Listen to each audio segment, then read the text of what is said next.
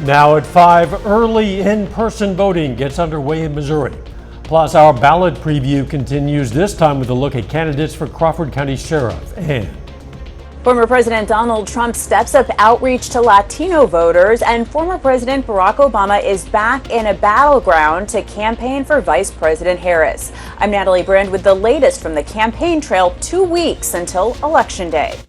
The 4 states' most watched news starts now. Exactly 2 weeks remain in the 2024 campaign, and plenty of people are already casting their votes. This is KOAM News at 5. I'm Dow Quick.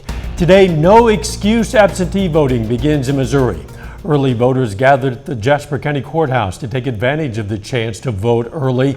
Just like on Election Day voting, early voters will need to bring a form of ID.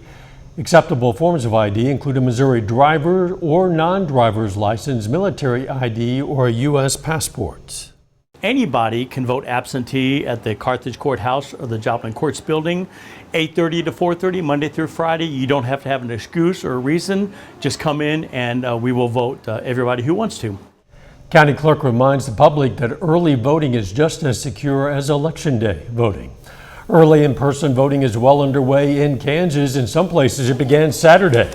Voters cast ballots at the Bicknell Center in Pittsburgh today, where a poll worker says turnout was well ahead of what they typically see for early voting. Early polling locations will change from day to day in various Kansas counties. To find voting information for your area, just scan this QR code. It'll take you to election resources on our website, KOAMnewsnow.com. You'll be able to find all sorts of election info, including polling places and schedules. You can even check to see if you're registered to vote. Now, when you head to the polls, you're going to see a lot of names on your ballot, but we want to help you learn more about the candidates you'll be voting for. This time, those running for Crawford County Sheriff.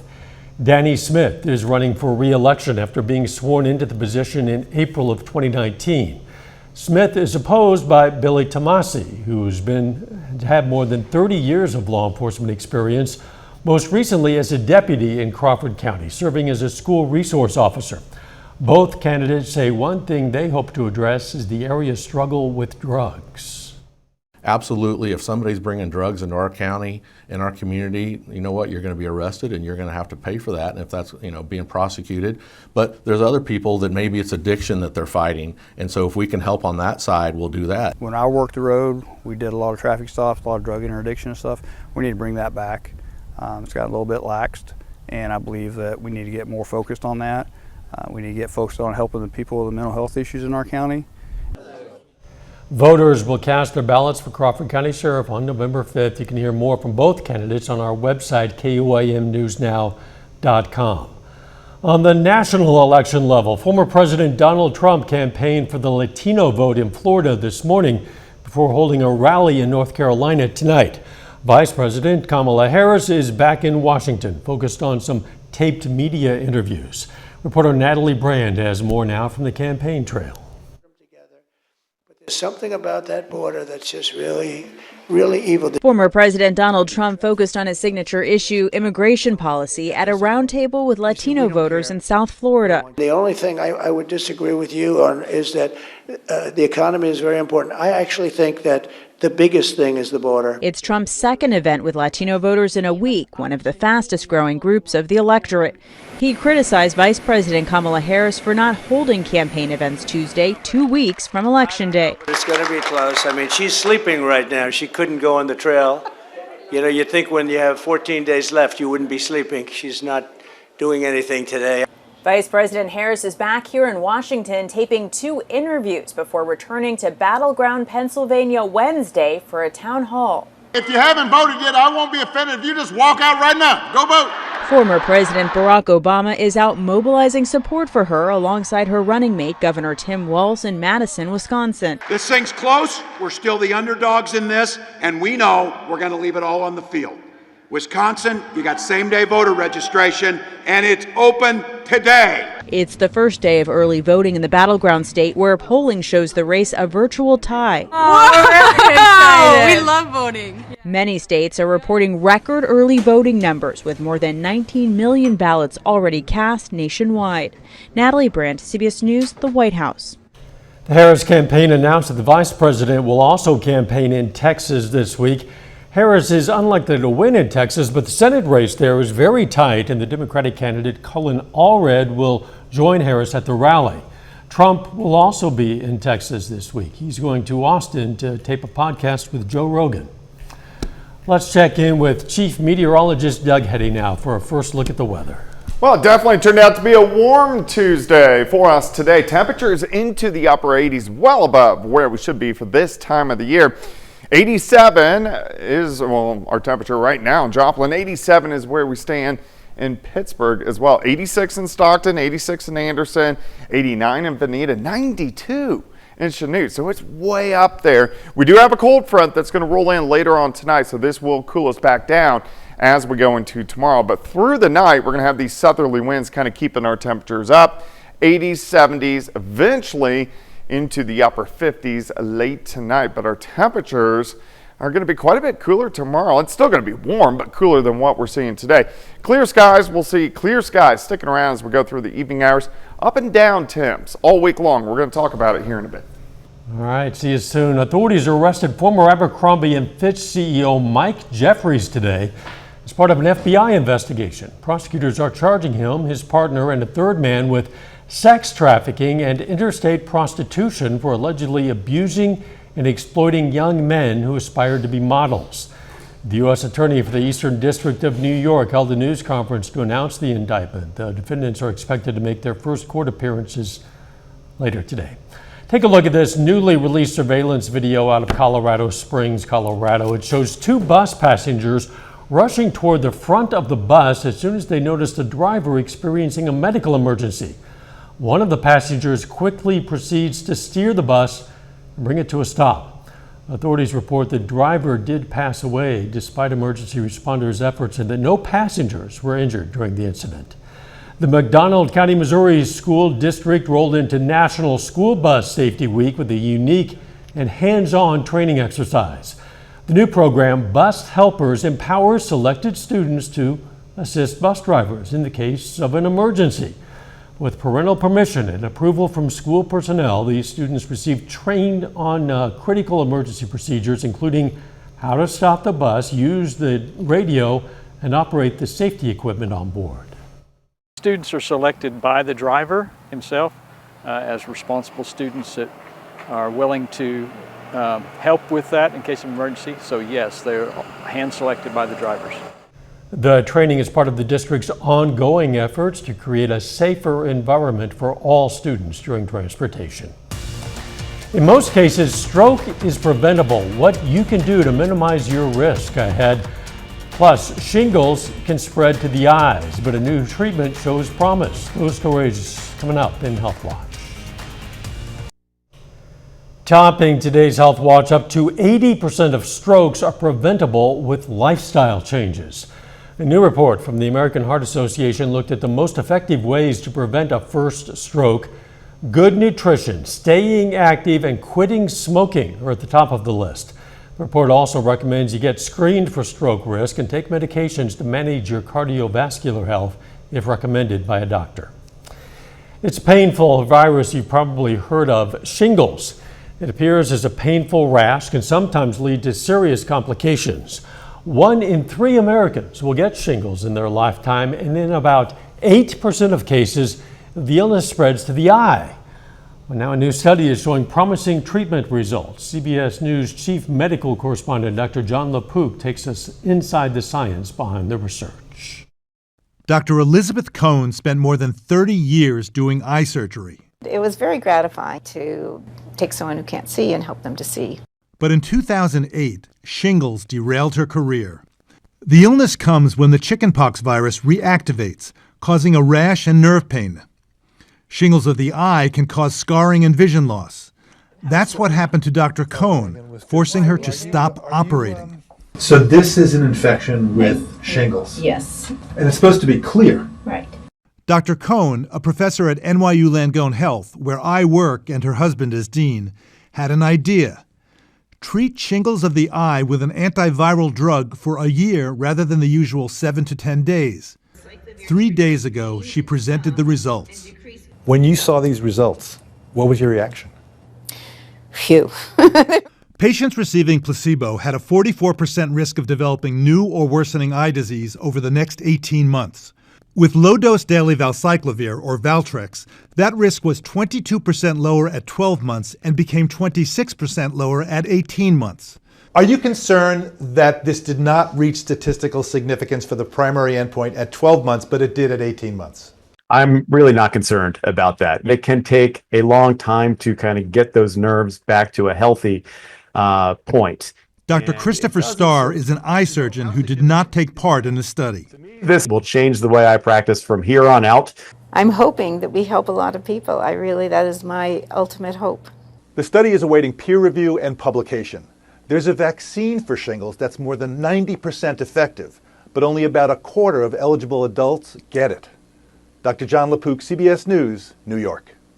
The shingles vaccine is recommended for healthy adults over age 50 and adults 19 years old and older with weakened immune systems. That's according to the CDC. Black patients are 22% more likely to die after a coronary bypass surgery than other racial groups. That's according to a study by the American Society of Anesthesiologists, which found that on average, black patients also stayed in the hospital longer after surgery and had higher hospital bills. The study says governments and healthcare systems need to improve access to care and do more to address obesity, which disproportionately affects black and Hispanic patients. Exercise can help women who experience brain fog after chemotherapy. A study published in the journal Cancer looked at the decreased ability to remember and concentrate that some women report after receiving chemo. Women who did regular aerobic exercise showed improved cognitive function. That is a look at today's health news. A little bit later, the possibility that health insurers will cover over-the-counter birth control pills. Plus, we're going to cool down a bit as we go into your Wednesday. We're going to look at that coming up. Well, it definitely turned out to be a warm/hot day for us today. Temperatures all the way up into the upper 80s for afternoon highs. Pretty much clear skies outside. Nice shot of Indigo Sky Casino and Resort. Indigo is just outside of Seneca, Missouri. Look at these temps. 89 Fort Scott, 93 Neodesha, 91 in Independence, near 90 in Miami, 84 in Bentonville, Stockton, sitting at 86. Let's go outside. Here's 7th. Here's Rangeline, sitting at 87. South winds at about 15 to 20 with gusts a little bit over 20. It's going to stay breezy as we go through the overnight hours, slide back through the 80s, 70s, 60s. Eventually, we'll bottom out into the upper 50s later on tonight. Look at these southerly winds, so kind of breezy out there, and we have had some gusts a little bit higher than that. You can see a few 20s, 25 popping up, and it will stay breezy as we go through the overnight hours. But the winds are going to switch around. Look at this line that drops through tomorrow morning. That's a cold front, so the winds are going to switch out of the northeast and cool us down a little bit more as we head into Wednesday afternoon. Clear skies, not a whole bunch going on here. In fact, the entire four-state area looks pretty good. Here's our upper level flow. It's pretty flat, but we are getting some weak waves, which are going to drive some cold fronts through the region. So our temperature is kind of up and down as we go through the next several days. Let me walk you through time. By morning, here comes that cold front, mid to upper 50s to near 60 degrees. Northeasterly winds, so by noon into lower 70s, and then partly sunny skies in the afternoon. Lower 80s southern counties, lower 70s in our northern counties. Clouds pick up tomorrow night, and you can see a couple little spotty, tiny showers late tomorrow night into Thursday morning. These work right on through. Southerly winds return, and we heat back up, very similar to what we're seeing today. High temps, upper 80s to near 90 degrees, so near record highs. Then Thursday night, here comes a front again. Look at the thunderstorms along the I-35 corridor. They will weaken as they push in, but we should get some scattered showers and thunderstorms in here. So this is Thursday night into Friday morning, continuing to weaken. So the lesser chances for rain on the Missouri side, the higher chances for rain are going to be on the Kansas side. And then all these push out of here by the time we head into Friday morning. All right, day planner for you tomorrow. 57 to start. Let's go 75 by noon. High temp 78, so a fantastic fall-like day. We know we go the other direction on Thursday. Once we get into Friday, a few scattered showers along that front, and then we get really nice conditions as we go into the weekend. A northeasterly wind again, lower 70s for highs. So temperatures really just kind of all over the place over the next several days. So cooler tomorrow, 78, few morning showers Thursday, morning thunderstorms Friday. Back to 88 Thursday, down to 80 Friday, down to 73 Saturday, back near 80 once again next week. Rain chances again next Thursday. Bring on the rain. We desperately need some. We need it. Thanks. Coming up, what you should know about the importance of having a will. Topping today's Consumer Watch, the National Association of Letter Carriers says it's reached a tentative agreement for 200,000 employees with the Postal Service. The agreement covers from 2023 until 2026, giving cost of living adjustments and 1.3% raises. The Postal Service says the new agreement is part of its 10-year mission for modernization and improving customer needs. The White House wants health insurers to cover over-the-counter birth control. The rule would tag along an already existing requirement for insurers in which they are mandated to cover preventative care services for patients under the Affordable Care Act. Under the Act, most health insurance plans already cover both birth control prescriptions without copayments, but the new rule would be a first for non-prescription pills. If finalized, the rule could be enacted by 2025. A recent survey from Caring.com finds that just 32% of adults in the U.S. have a will. CBS News business analyst Jill Schlesinger tells us why it's so important to have this key legal document. While estate planning isn't fun, you need to overcome the anxieties associated with this emotional topic and take control. If you don't, when you die, your state of residence determines who should get what, and then the local probate court will divvy up your estate according to a preset formula. Most people need 3 documents: a will, a durable power of attorney, and a healthcare proxy. A will ensures that your assets are passed to your designated beneficiaries in accordance with your wishes. If you have minor children, you need to name a guardian for them. A healthcare proxy allows you to appoint someone to make healthcare decisions on your behalf if you lose the ability to do so. And a durable power of attorney allows you to appoint someone to act as your financial agent in a variety of circumstances, like withdrawing money from a bank, responding to a tax inquiry, or making investment decisions. If your situation is straightforward, you may be able to complete these documents online. However, if you have some complicating factors, including a second marriage, estranged relatives, a special needs family member, or significant assets, use a qualified estate planning attorney in your state of residence. In New York, I'm CBS News business analyst Jill Schlesinger. A final check of the forecast up next.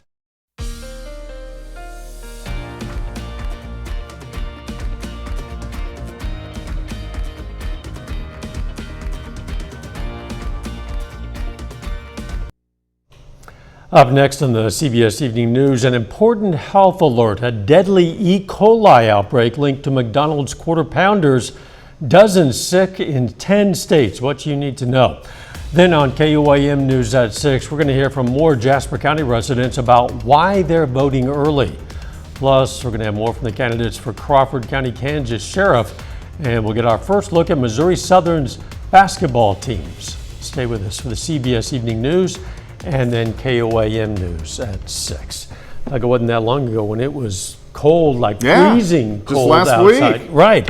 And suddenly it's feeling like we're easing back into summer a little bit. I know, and it is going to cool down a little bit tomorrow, 78, but right back near 90 again on Thursday. We are going to have some rain chances, a few showers Thursday morning, and a few scattered thunderstorms Thursday night, which is very welcome. Let's hope we get some.